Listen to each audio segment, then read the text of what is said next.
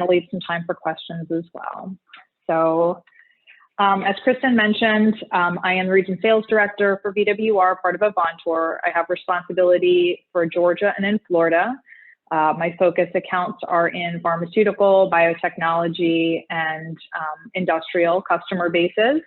And I'm also very proudly serving on the Georgia BioEd Board of Directors.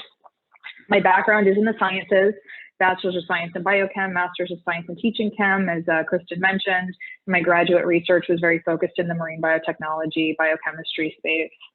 Out of college, I did go into academia. I spent time as an adjunct professor for Broward College and Palm Beach College. And then I had an opportunity to move into industry where I started doing quality assurance for Sincilio and Company.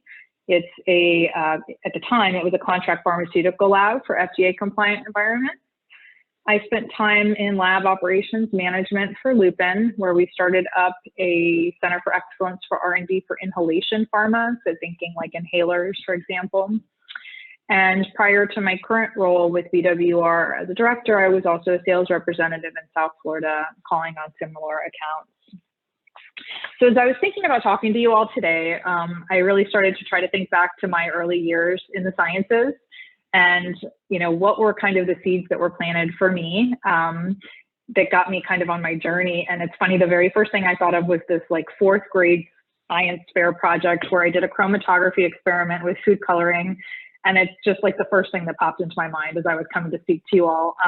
You know, you dotted little food coloring on the bottom of coffee filters. This was not my experiment. This was a poor theft from some online experiment, just to give the picture. But I never forgot it. And it was, you know, chromatography. I had no idea the importance of the technique I was doing at the time, but it's fun to look back.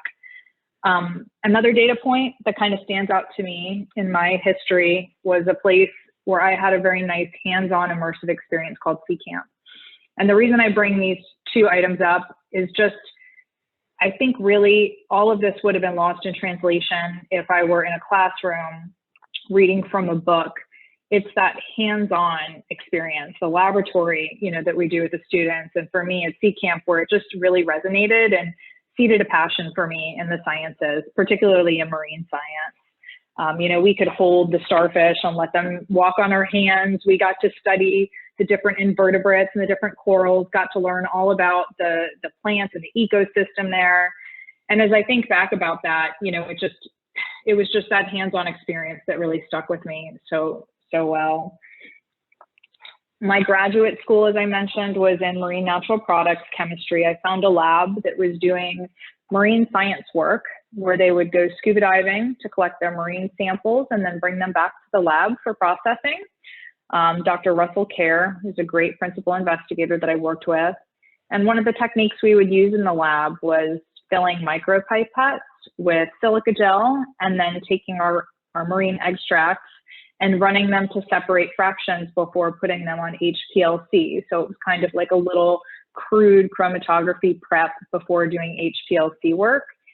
And it's like not much unlike that 4th grade science experiment where I took food coloring and separated on coffee filters, but, you know, obviously took a couple of steps over the years when I, you know, leaped into grad school. So, you know, for me, as I'm, you know, speaking with you all today, speaking with teachers, I just, you know, I did want to kind of reflect on a little bit of my hands-on history that stuck with me through my life and some of the seeds that were planted for me very early on that really resonated. And I think about the impacts that you make today with our hopefully future scientists out there.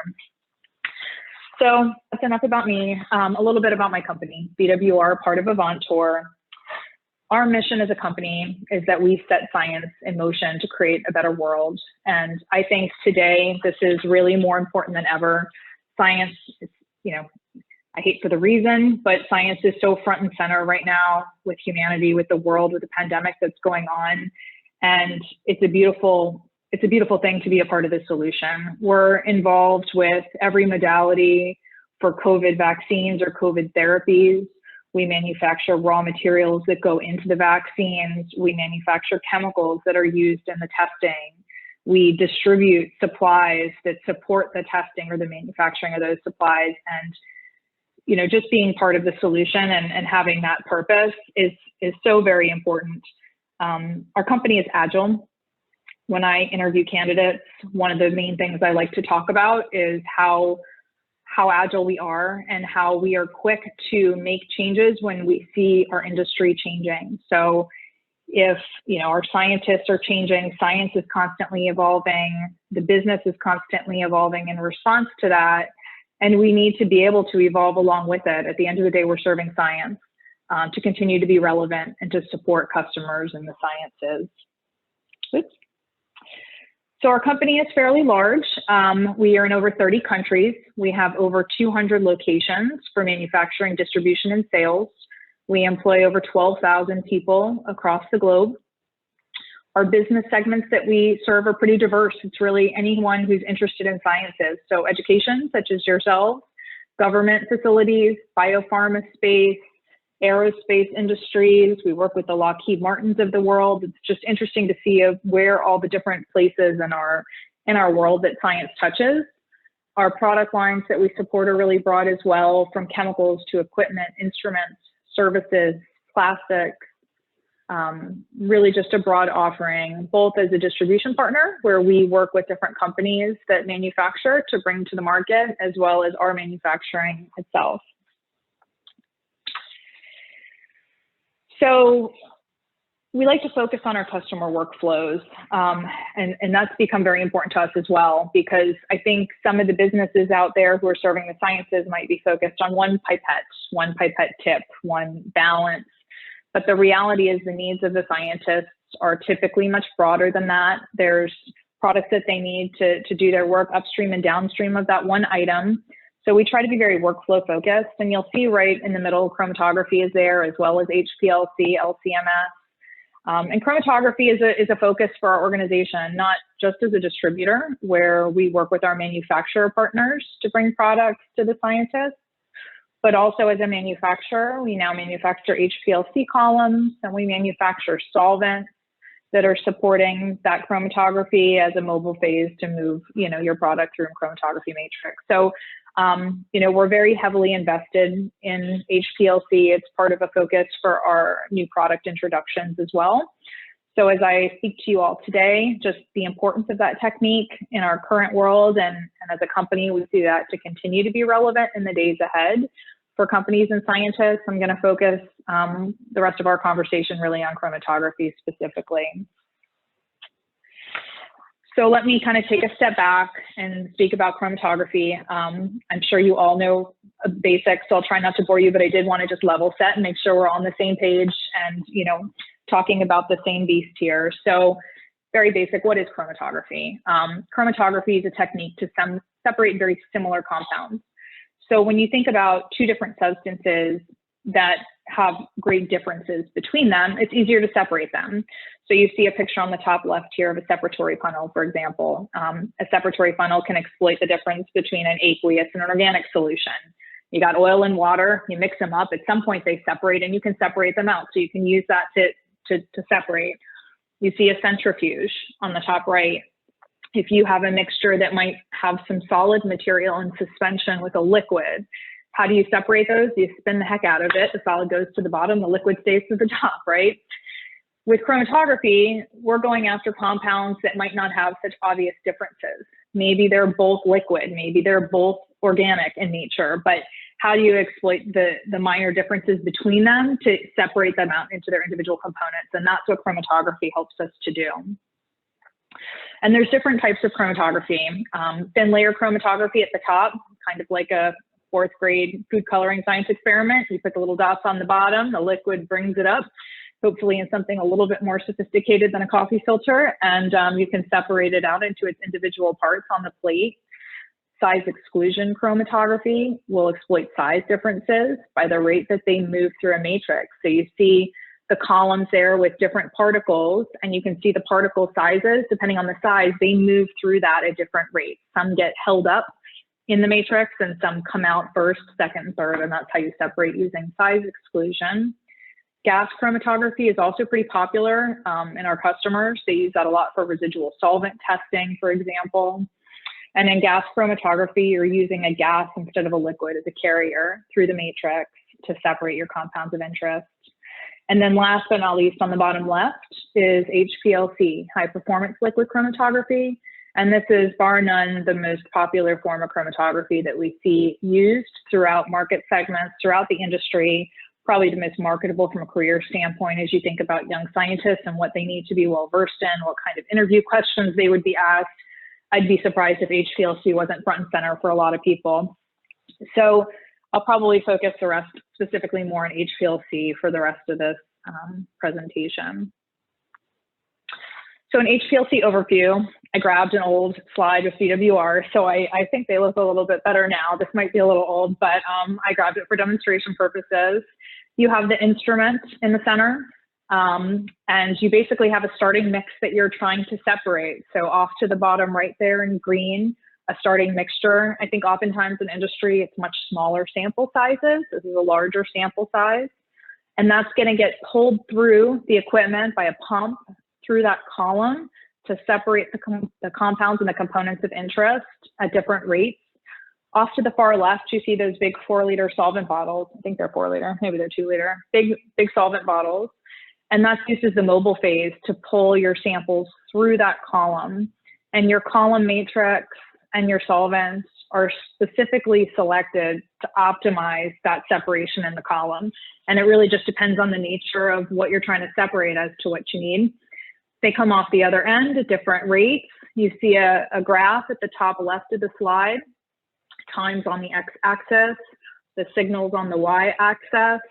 And if done correctly, each of those peaks should be separate and unique with one substance. So that ends up being your result. And typically the area under the peak is proportional to the concentration of your starting material. So chromatography workflow. Our sales team is not so focused on the technical that I just went through. They're way more focused on the workflow itself and all of the different solutions that we can bring to market. So, you see the instruments there. We do sell instruments. We support our customers with that, but you need software to run the instruments. You need engineers to be able to qualify that software. You need solvents to move your product through the columns. You need some place to collect the solvents. You can't leave that open to the air, maybe with a carbon filter or something to keep it from, for safety purposes. You need services then to dispose of that toxic waste. pH meters come into play if you're pHing the solution. Pipettes, if you're using that for liquid handling to make your samples. Someone needs to calibrate those pipettes to make sure that the volume is what you say it is. So a whole slew of product lines that really come into the chromatography workflow, and so many different companies and businesses that support each of those individual components, many of which we're distributing for and bringing to market. So I'd like to talk a little bit about the industries that we serve that use chromatography. Pharmaceutical, absolutely a huge user of chromatography. We see pharma companies using this sometimes for raw materials testing. So before you use some chemicals to make a drug product, how do you confirm that it's the right chemical, it's what the company said it was, that it's as pure as it's supposed to be, that there's no contamination? HPLC is a way to test that. We see pharma companies using chromatography in manufacturing. Think maybe plasma, for example, that might be used and fractionated to get a fraction of interest that could then become a COVID vaccine. Or finished product testing. So if you have a bottle of aspirin and it's supposed to be 300 milligrams, how do you know that what you're taking is 300 milligrams?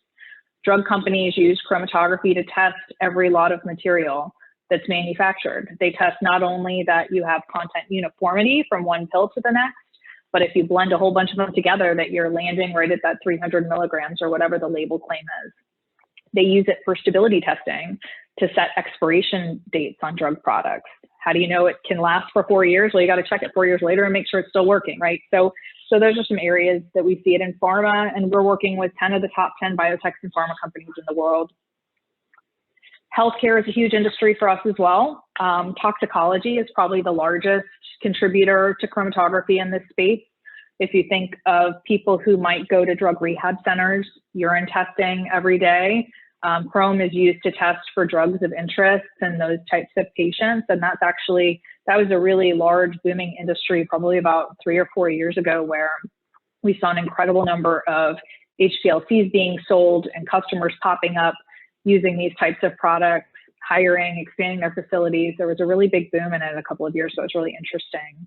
We also work with 10 of the top 10 med device manufacturers. So we see a lot more GC in this space. If you think of like a drug-coated stent that might go into your body, you need to make sure that before you put that in your body, there's none of the chemicals from manufacturing still on it. Is it giving off any residual solvents? And so that kind of testing happens using gas chromatography. Education and government. So 5 of the top 5 US government research agencies and 19 of the top 20 research universities in the United States and in Europe. We work with the NIH, we work with the CDC, we work with the universities who are doing R&D work. We're working with school systems to support labs with the lab experiments. So this is really a huge industry for us as well. We seed a lot of ideas with the students. I'd say our university business is significant and it's large, but I think a lot of that is planting seeds and getting to know where the science is headed, getting that future look, and then also creating brand recognition and creating relationships with folks that are going to be, future customers at industrial companies in the days ahead. So career opportunities in the sciences. At our company, I'll start with the most technical. We have a group of Avantor chromatography technical experts. These guys are amazing. They're the most technical of all in our company. They do presentations for customers. They act as technical support, maybe for column selection, maybe mobile phase selection with method development. They might do things such as create application notes. So using our columns to separate maybe a compound that's really popular that people are trying to separate, and then publishing that so scientists can grab that as a reference material and try to copy it. Kind of, why recreate the wheel and have all these people trying to do the same method? It gives you a starting place. So these are by far the most technical folks that we have in our company.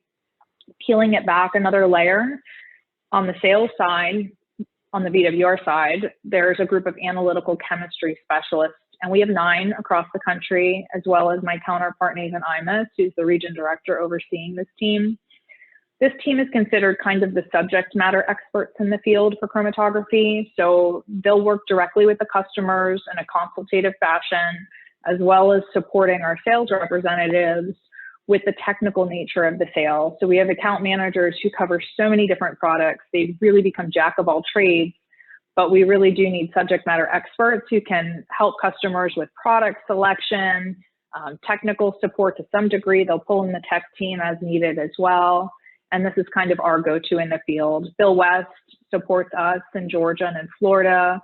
He's our guru if we have any customers doing chromatography or needing lab solvents. He's kind of our go-to. And then peeling it back a little further, this is actually my team. The 6 team members across the bottom are my sales representatives in Atlanta and in Florida. I have an amazing group.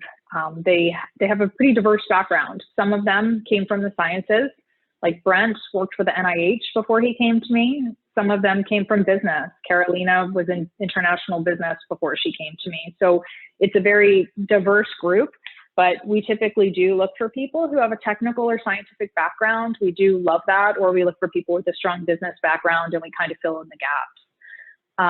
My boss is Nathan Kaplinger. He's the area vice president, and then he reports to Debbie Painish, who's our fearless leader. But from a career standpoint, if you're thinking about, if you have students who are interested in science but might not want to work at the bench and are interested in being a part of that, sales and business is a really interesting opportunity. There's a lot out there. Our company is huge. So I have 4 counterparts reporting to Nathan, each with their team of sales reps. Nathan has 3 counterparts, each with their own 5 to 6 directors with all of their sales reps. So there's a lot of layers and personnel, which just speaks to a lot of opportunity. There's an analog to this on the education and university side. And the reason I bring this up is, whereas I typically will hire people that have a little bit of experience before they come to the organization, the university side often has sales associate positions that will report to the sales reps, and they'll have internship positions to support the universities. So if you have folks that are kind of getting into sciences, looking to get their feet wet, trying to get a little experience, it can be a little hard to break into the PBI team, the pharma biotech industrial team, because we do look for some people who have some professional maturity and some experience. But the education side is a great opportunity because it's students talking to students, and we need a lot of feet on the ground to get across those large universities. So that could be an interesting area of opportunity as well. And then I'd be remiss not to talk about career opportunities in our customers. So as I spoke about small molecule pharmaceuticals, and just the amount of chromatography that they're doing is enormous with the raw materials and finished product testing. Like if you think of just every lot of pill that's out there at CVS, they've all had to be tested using chromatography before it got on the shelves. Large molecule pharma, this is really more where the industry is headed, quite frankly. And this is where we see a lot of chrome in manufacturing as well as testing. But, you know, if you're looking at biopharmaceuticals like COVID vaccines, there's quite a bit of chrome going on in the manufacturing side of it as well. Food and beverage, if you think about the compounds that give flavors and freshness and taste, they need to confirm that there's that similarity. You don't want to have one cup of orange juice that tastes different than another cup of orange juice, right? So they got to make sure all those levels are kind of similar. Clinical and forensics, academia and research, I talked about this a bit. So just really such a broad opportunity for people who are interested in the sciences to try to gain a little experience in chromatography, because it's so marketable. It's really kind of my point here, is it's just so marketable across so many different customer segments and industries. And one section I failed to mention is really just industrial. Every wastewater treatment plant, every environmental testing lab. I mean, it's really just kind of everywhere.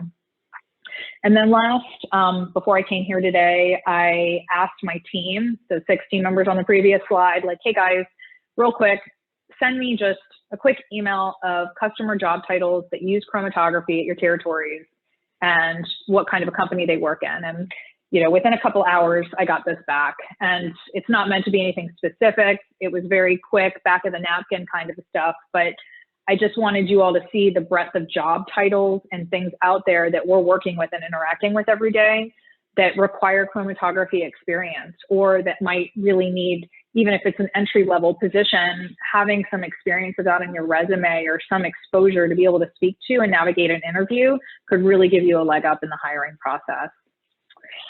So that's all I had to talk to you about today. So thank you very much. I'm happy to answer any questions or chat further.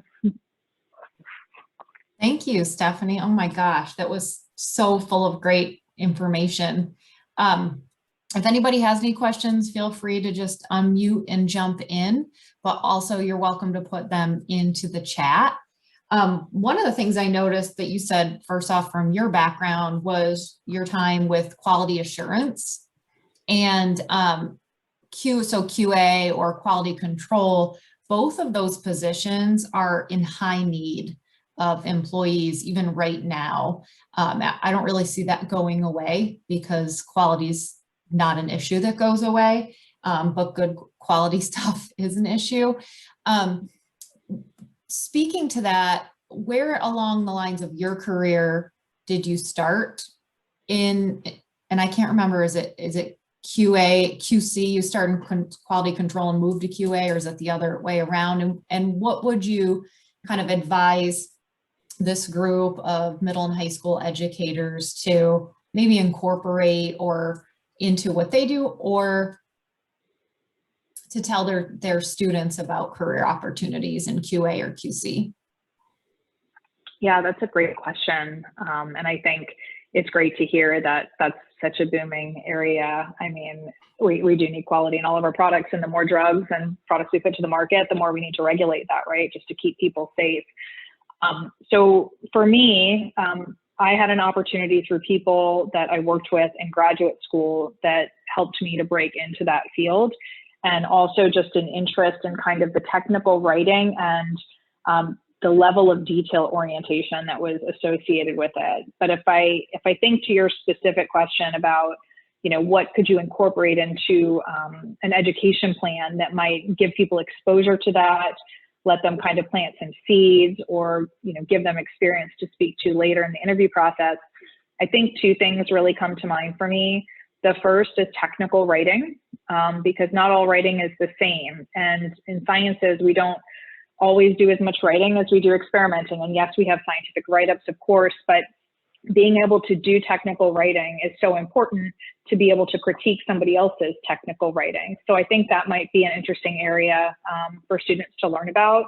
The second part, which was very fresh to me in quality assurance, and probably would have helped me get an opportunity in it had I not followed the path that I was on, would have been an understanding of what GMP is, an FDA compliant environment.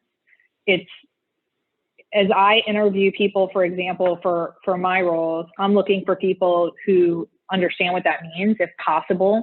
We don't always get it, but it's so important to our customers. So in QA, you're basically making sure that not only the material is safe, but that you're following the protocols and the rules that the FDA has set out for those products. So it all starts with understanding those rules. And so to get really technical, it's all written in the Code of Federal Regulations. But the Code of Federal Regulations is pretty broad, for being the book. It's a tiny little book that's about this big and this tall, and all of a sudden you're supposed to interpret how to test and manufacture drug products, the facilities that drug products are in, all of these details from this tiny little book. And I think the interpretations have come to an industry standard over many years. And so having some kind of understanding of what the FDA looks for, what does it mean to be GMP, good manufacturing practices, compliant, might be great exposure for young students who are thinking about that field. I hope that answers your question. Yeah, that's perfect. That's another thing that comes up. I was just typing it in the chat. Both GMP and GLP for good lab practices come up a lot in expectations for jobs. And one of the things we included in our training is to go through the lab safety protocol, and Lab Exchange is a great free resource to bring you through some of those just very technical pieces that are required in lab practices that maybe are a good prerequisite then to GMP as well. One more thing, I know we're 1 minute over. The opportunity that you're talking about that VWR has within college campuses, you may not be the right one to answer this. So if you need to go find this answer, it's totally understandable. But how does one find out if their college has that opportunity? I know we have teachers on here who are teaching juniors and seniors, and maybe they want to recommend that because getting your foot in the door is really tough, and you hit on that. So if you can get some experience while you're in school, and then when you graduate, you're definitely a leg up. Yeah, I agree with that. Yeah. And so I think I would probably want to get you in touch with the right person to answer that question, because I'm not directly hiring for that or involved in that, or, I don't have responsibility for those types of accounts. But I think the one place I'd suggest looking would be on our career pages, which is where it's showing all of our job postings. The question is, does that involve internships? And I don't know the answer to that. It would involve all of our sales associate positions, which would be more starting positions. That might be something you would do maybe fresh out of college or after you've graduated high school, if you were really promising and got into a sales associate position. I think internships might be probably a better fit for your current high school students. I don't know what their qualifications are. I'm not sure if it's college level. If I think about, like, I interviewed, for example, an intern in Florida, and she had worked for us in Tampa, and she had just graduated college. And I guided her to look for a sales associate position, even as a fresh college graduate. So she ran through that internship while she was a college student. I'd probably have to get you in touch with the right person to advise whether internships are available below college level or if it's college level and above. But let me take a note on that. And what I'll do is I'll get you in touch with, right now there's not a region director overseeing Georgia's education. As you know, Suzanne moved on to another opportunity, so they haven't backfilled her position just yet. But her boss previously, Cassie, she's the vice president overseeing education, which includes the Georgia market. So let me ask that question for you and I'll circle back. Thanks. Awesome. And what I was referring to was just to give juniors and seniors a heads up to look for those opportunities when they get to college. So because it is, perfect. Yeah, it's a little more difficult to get internships, especially in lab-based experiences when you're under 18. But Stephanie, thank you. Yeah. Yeah. This Thank has you. been fantastic. And anybody else on the call, if you have any questions, later that pop into your head, I'm happy to get those to Stephanie, and I know that she will get us some answers. Yeah, I really appreciate the opportunity for speaking with you all. And if anybody ever wants to reach out, as Kristen knows, when we first got connected, I have a bit of a bleeding heart for the academia world. So feel free to reach out to me anytime. Be happy to share my email address, and I'd welcome the opportunity to speak with any of you further. So thank you.